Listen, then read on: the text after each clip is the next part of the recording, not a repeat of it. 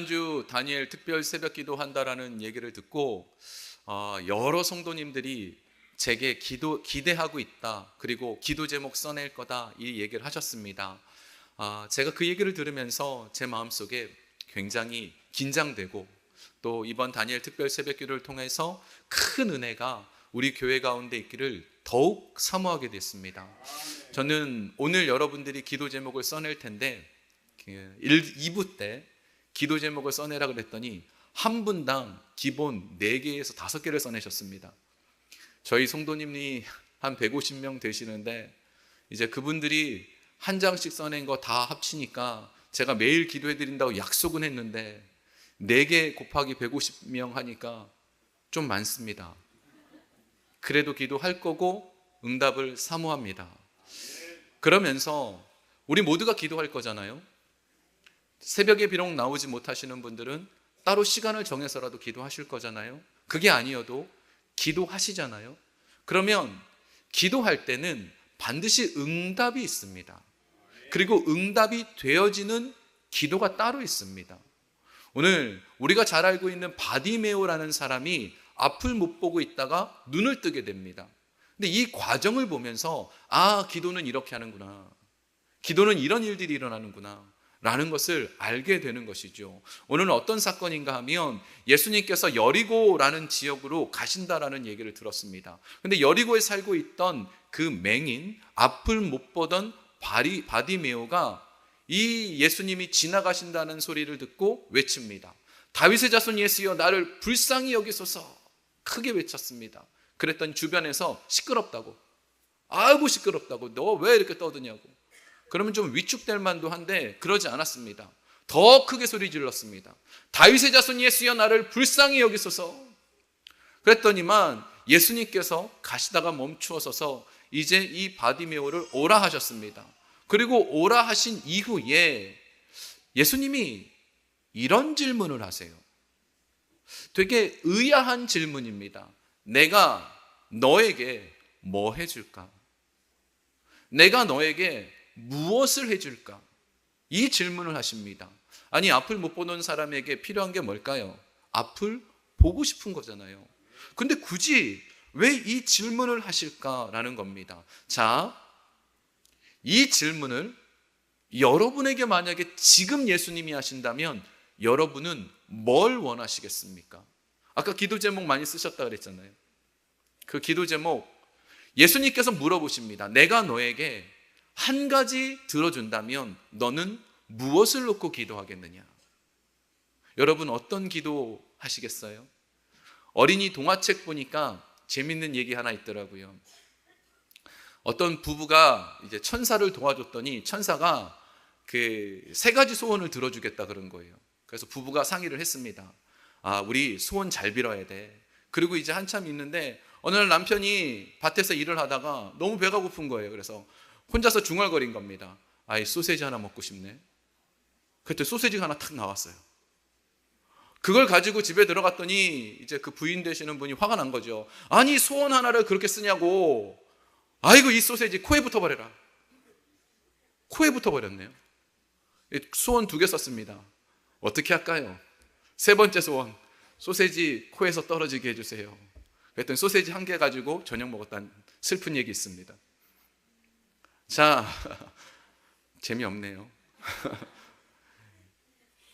여러분에게 만약에 예수님께서 내가 너에게 뭐 해줄까 물어보신다면 여러분은 무슨 소원을 얘기하시겠습니까?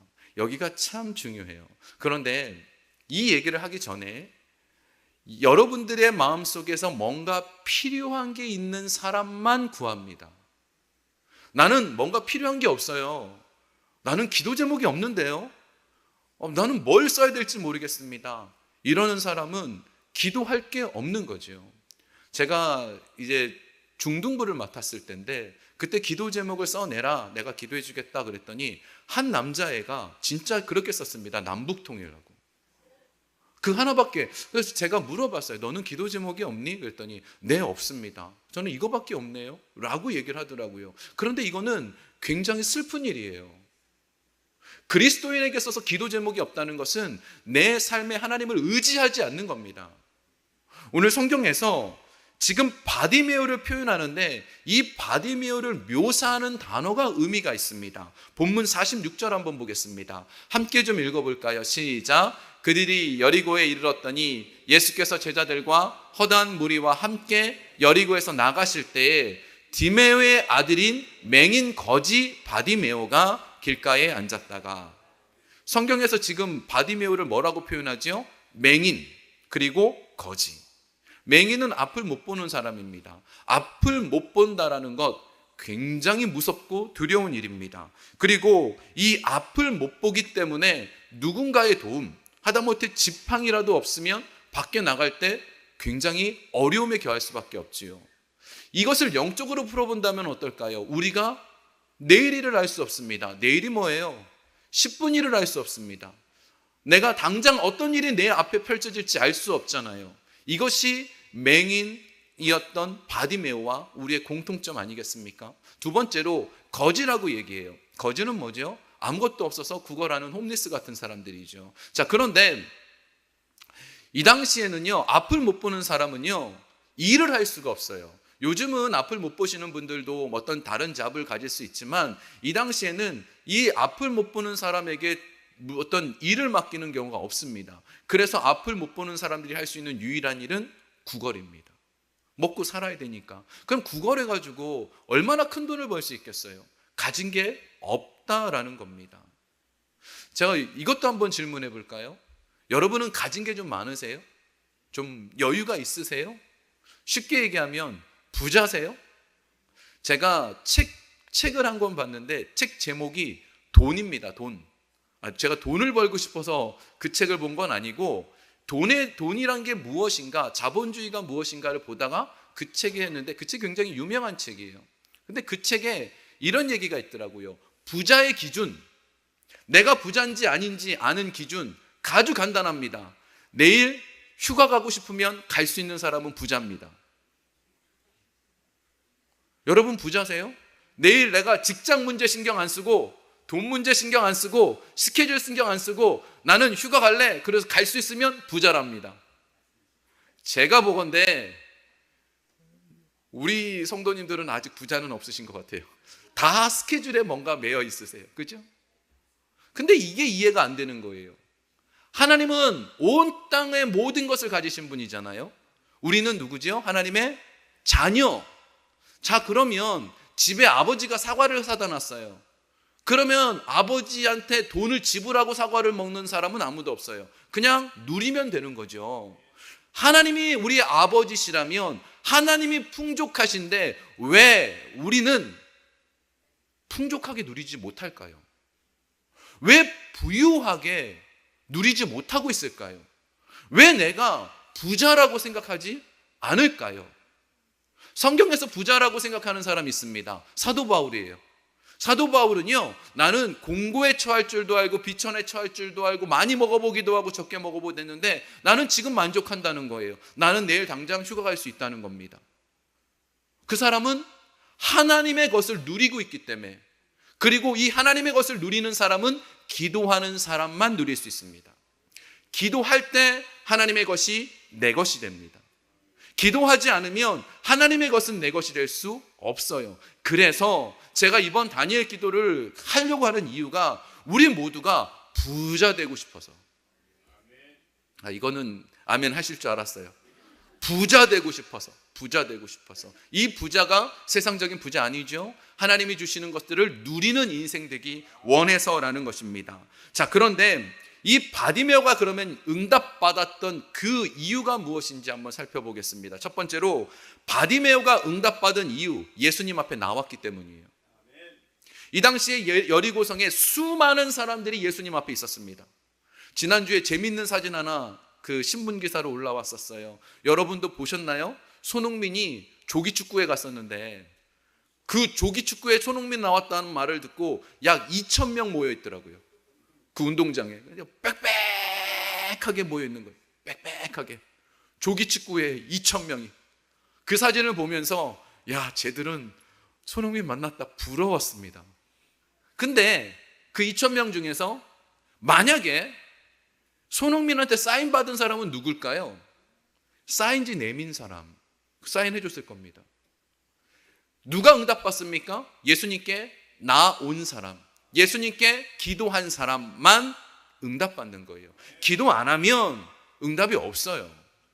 우리는 하나님 아시지요? 아시겠죠? 그렇죠. 아시죠? 아시겠죠. 그러나 기도하지 않으면 응답이 우리에게 임하지 않습니다. 기도가 곧 하나님께 나아가는 것이기 때문에. 그런데 기도할 때도 그냥 나가면 안 돼요. 여러분도 우리 모두 다 기도는 하잖아요. 오늘도 기도하고 있고 기도할 것이고. 그런데 그런 기도 말고 확신을 가지고 기도해야 됩니다. 이게 필요해요.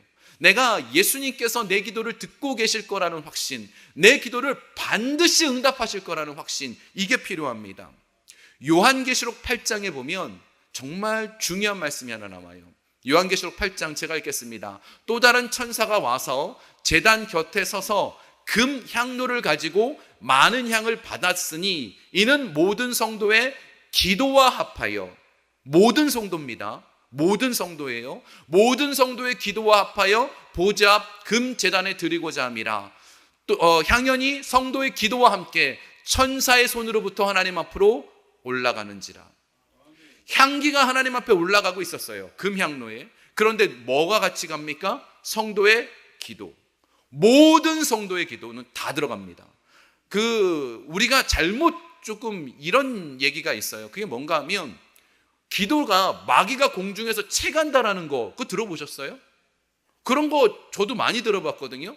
기도하다가 어떤 마귀가 그거 기도를 채간다고. 그건 있을 수 없는 일이에요. 하나님께서 예를 들어서 제가 기도했는데 마귀가 채갔어요. 야, 난 네 기도 못 들었는데. 야, 아이고야, 마귀가 중간에 채갔나 보다. 하나님 그러시겠냐고요. 하나님이 모르시는 게 없잖아요. 그걸 뭐라고 표현합니까? 전지, 전능. 모든 걸 아시고 모든 걸 하실 수 있는 분이에요. 근데 중간에 마귀가 채가가지고 야, 이거 내가 깜빡 그걸 몰랐다, 그러시는 분인가요? 아니란 말이에요. 하나님은 다 하신단 말이에요. 그럼 마귀가 공중에 채가는 건 없어요. 우리가 하는 모든 기도 다 들어갑니다. 하다못해 어린아이들이 작은 기도하는 것까지도 다 들어갑니다. 모두 다 들어가서 하나님 보시기에 이 기도는 좀 천천히 응답해야겠다라고 하시면 wait. 이거는 우리 자녀가 가지고 있으면 안 되는 거야. 이 자녀에게 좋지 않은 거야 하면은 no. 그리고 이거는 응답해야겠다 그러면 바로 yes가 되는 거죠. 이 세 가지가 있을 뿐이지 중간에 기도가 없어지진 않아요. 여러분의 모든 기도, 우리의 모든 기도는 어떻게 해요? 다 들어가요. 이걸 믿으면 기도하지 않겠어요? 다 들어주시는데 이걸 믿느냐 안 믿느냐의 차이점이죠. 오늘 이 바디메오가 그랬습니다. 마가복음 10장 49절 한번 보겠습니다. 이 바디메오가 이 예수님께서 나갔을 때 부르시니까 달려가는 모습이 나옵니다. 함께 좀 보겠습니다. 함께 읽어보겠습니다. 시작. 예수께서 머물러 서서 그를 부르라 하시니 그들이 그 맹인을 부르며 이르되 안심하고 일어나라, 그가 너를 부르신다. 아멘. 자, 지금 여기서 좀 주목해서 볼 포인트가 뭐냐? 예수께서 머물러 서서예요. 예수님이 지금 가다 말고 바디메오가 부르니까 머물러 섰습니다. 성경에는 참 신기하죠. 한 사람 때문에 예수님은요, 뜨거운 땡볕, 지금과 같이 더운데 이스라엘 그 광야 한가운데를 6시간 걸어서 찾아가기도 했습니다. 사마리아 여인, 이름도 없어요.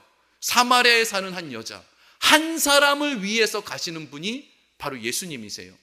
바디메오가 부르짖으니까, 그것을 확신을 갖고 부르짖으니까 그 기도에 머물러 서 계셨습니다.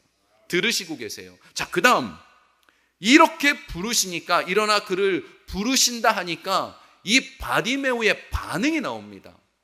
부르신다고 하니까 50절에 뭐라고 되어 있느냐? 자, 잠도 깰 겸 우리 함께 읽겠습니다. 시작. 맹인이 겉옷을 내버리고 뛰어 일어나 예수께 나오거늘. 자, 지금 여기서 좀 중요한 게 겉옷을 내버리고, 겉옷을 내버리고. 그냥 우리가 생각하기에 겉옷처럼 보이지만 이 국어라는 사람에게는요, 겉옷이 진짜 중요한 거예요. 이 당시에는 이 밤 기온이 영하 2도 3도까지 떨어진 춥기 때문에 겉옷은 이불도 돼요. 집도 되는 것이고, 이 겉옷은 전 재산이에요. 자, 그런데요, 바디머의 입장에서는 겉옷이 중요해요.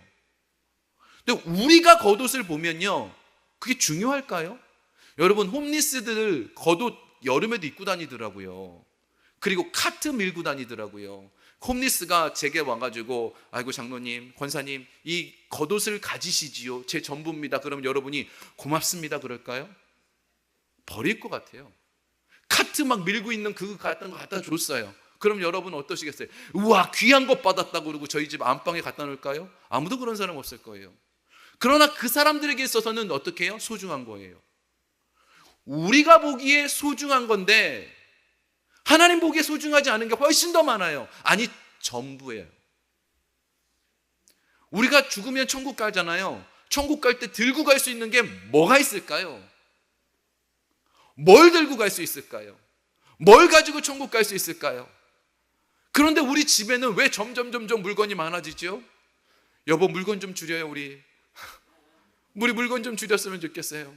근데 점점 살림살이는, 세간살이는 늘어나요. 그죠? 이게 사람이 자꾸 뭔가를 가지고 싶어 해요. 누리고 싶어 해요. 그런데 의미 없는 게 더 많습니다. 우리가 기도할 때 기도 제목을 써내잖아요. 근데 그 기도 제목들이 지금 당장은 중요해 보이는 것들이에요. 이게 꼭 없으면 안 될 것 같아요. 하지만 시간이 지나고 났을 때 그게 진짜 중요할까요? 이걸 생각해 볼 필요가 있습니다. 제가 지난 시간에 유흥열 목사님에 대해서 말씀드렸죠. 이 유흥열 목사님이 가지고 있는 모토가 하나 있어요. 그분의 카톡 프로필에 이렇게 적혀 있습니다. 나의 죽음과 예수님의 십자가를 앞에 두면 모든 것은 단순해진다. 아, 멋진 말인 것 같아요. 나의 죽음과 예수님의 십자가가 앞에 있으면, 내 앞에 놓여 있다면 내 인생은 단순하게 살 수밖에 없어요. 오직 예수 그리스도, 오직 믿음, 그거밖에 없지요. 다른 것들을 구하는 것 자체가 의미가 없어지는 겁니다. 그래서 우리가 기도할 때 이 겉옷, 의미 없는 게 너무 많다라는 거죠. 두 번째로, 우리가 기도할 때 의미 없는 겉옷을 놓고 기도하지만 그러나 있어야 될 것이 하나 있어요. 그게 뭔가? 믿음이 있기를 기도해야 됩니다. 믿음. 여러분, 기도 제목 이제 써내실 거예요. 우리 여기에 보면 기도 제목 쓰는 게 있는데, 저는 여러분이 여기에 적지 않아도 맨 위가 이런 기도 제목이었으면 좋겠습니다. 주님, 제가 믿음이 있기를 원합니다.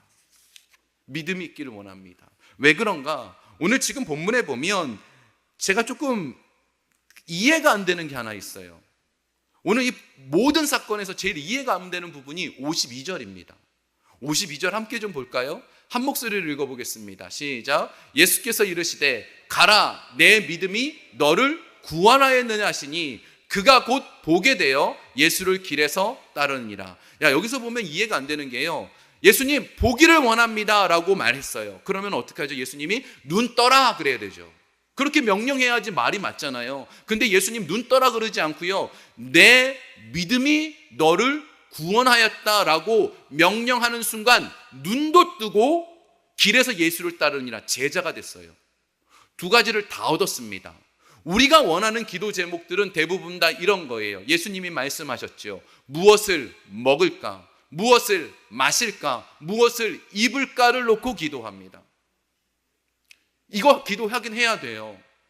왜냐하면 여러분 주기도문에 보면 이렇게 돼 있거든요. 오늘 우리에게 일용할 양식을 주시옵고라고 기도하라고. 매일매일 밥 먹을 수 있게 기도하라고 예수님 말씀하셨어요. 그래서 먹을 거, 입을 거, 그 마실 걸 위해서 기도해야 됩니다. 그런데 그게 전부가 되지 말라는 뜻이에요. 무엇을 먹을까, 무엇을 마실까, 무엇을 입을까라고 기도하는 것은 예수님이 뭐라고 표현하셨냐? 이방인들이 하는 기도래요. 그러니까 하나님의 자녀가 아닌 이 세상 사람들, 그 절에 다니는 사람들, 무엇을 먹을까, 무엇을 마실까, 무엇을 입을까를 놓고 불공들입니다. 그죠? 그렇게 하는 것이지 예수 믿는 사람은 그렇게 하지 말라는 겁니다. 왜냐하면 공중에 나는 새도 먹이시고 들의 풀도 입히시는 하나님께서 하물며 너희가 뭘 필요한지 모르겠느냐, 입히신다라고 말씀하셨습니다. 그러면서 말씀하신 게 있죠. 유명한 말씀, 너희는 먼저 그의 나라와 그의 의를 구하라. 이것이 하나님의 나라와 교회를 위한 기도이기도 하지만 한 가지 더 있습니다. 내게 믿음이 있기를. 믿음이 있기를. 이것을 구하면 그 다음 말씀이 뭐였냐? 이 모든 것을 너희에게 더하시리라. 먹을 거, 마실 거, 입힐 거, 이 모든 것을 너희에게 더하시리라. 믿음만 있으면 이 모든 것은 더해지는 겁니다. 그래서 우리가 무엇을 놓고 기도할까요? 믿음. 이 믿음만 있기를 기도해야 되는 것이죠. 마지막으로 오늘 본문에 한 가지 더 우리가 꼭 좀 쫓아했으면 하는 게 있어요. 우리 10절, 50절을 한 번 더 다시 한번 보겠습니다. 마가복음 10장 50절에 보면 이 바디메오가요, 맹인이 겉옷을 내버리고 어떻게 돼 있지요? 뛰어 일어나 돼 있어요. 뛰어 일어나. 점핑이라고 영어 성경에 돼 있어요. 벌떡 일어난 거예요. 그리고 달려갔습니다. 아니요, 예수님이 부르셨을 때 앞을 못 보는 사람이 뛸 수 있을까요? 못 뛰어요. 앞을 못 보는 사람은 무서워서 뛸 수가 없을 겁니다. 앞이 안 보이는데 어떻게 뛰겠어요? 그런데 뛰어 일어나라는 것은 앞에 어떤 장애물이 있을지도 모르지만 절박함이 있는 거예요. 이걸 놓치면 예수님께서 나를 고치시지 않을 것도 모르고 이게 언제 기회가 올지 모른다라는 절박함이 있단 말이에요. 뛸 수가 없는 상황이에요. 지난주에 제가 여기 교육자 사무실 청소하다가 그냥 저 혼자서 왜 그랬는지 모르지만 바보같이 뭘 이렇게 들다가 위에서 물건이 떨어졌어요. 우와, 20년 만에 처음 아팠던 것 같아요. 너무 아프더라고요. 부딪혔는데 알고 맞았으면 덜 아팠을 것 같은데 모르고 뭐가 빵 떨어지니까 훨씬 더 아프더라고요. 웃으시네요. 진짜 아팠어요. 근데 앞을 못 보는 사람이 어떤 장애물이 있을지 모르는데 뛴다? 이건 있을 수 없어요. 근데 그만큼 절박했던 거예요. 기도는요, 절박하게 하는 겁니다. 다니엘 새벽 기도, 다니엘 기도에 항상 있을 것 같죠. 항상 있을 수 있고 항상 할 겁니다. 근데 기회라는 건 항상 주어지는 게 아니더라고요. 은혜 받을 때가 있고 응답 받을 때가 있는 겁니다. 이때를 놓쳐서는 안 돼요. 원로 목사님께서 그런 얘기를 하셨어요. 우리 교회는 부흥하게 될 거라고. 타이밍을 놓치셨죠?